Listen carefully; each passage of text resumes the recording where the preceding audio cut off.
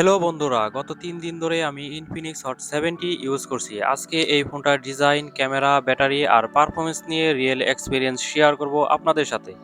সবার আগে যদি ডিজাইনের কথা বলি, অনেস্টলি ফোনটা হাতে অনেক প্রিমিয়াম ফিল দেয়।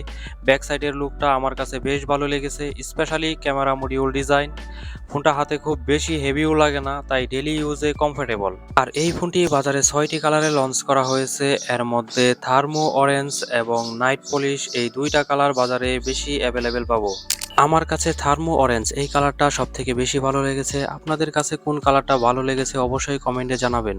ফোনটিতে 6.78 inch 120 hertz refresh rate IPS HD plus display use করা হয়েছে, তাই ডিসপ্লেটাও বেশ স্মুথ লাগে।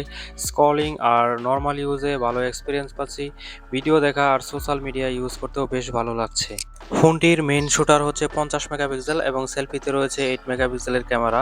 ডে লাইটে ক্যামেরা থেকে ডিসেন্ট ফটো পাওয়া যায়, কালার মোটামুটি ন্যাচারাল আসে এবং video quality okay for this budget. Low লাইটে একটু এভারেজ ফিল হয়েছে, কিন্তু ওভারঅল ডেলি ইউজের জন্য ফাইন। তবে স্পেশালি ফ্রন্ট ক্যামেরা আমার কাছে যথেষ্ট পরিমাণ ভালো লেগেছে। আশা করি আপনাদের কাছেও ভালো লাগবে। পারফরমেন্সের কথা বললে এভরিডে ইউজে ফোনটা স্মুথ। ফোনটিতে ইউজ করা হয়েছে 6 জিবি র্যাম এবং 128 GB storage, Helio G100 processor. App opening, scrolling out, মাল্টিটাস্কিংয়ে খুব বেশি ইস্যু পাইনি। লাইট গেমিংয়েও মোটামুটি ভালোভাবে হ্যান্ডেল করছে।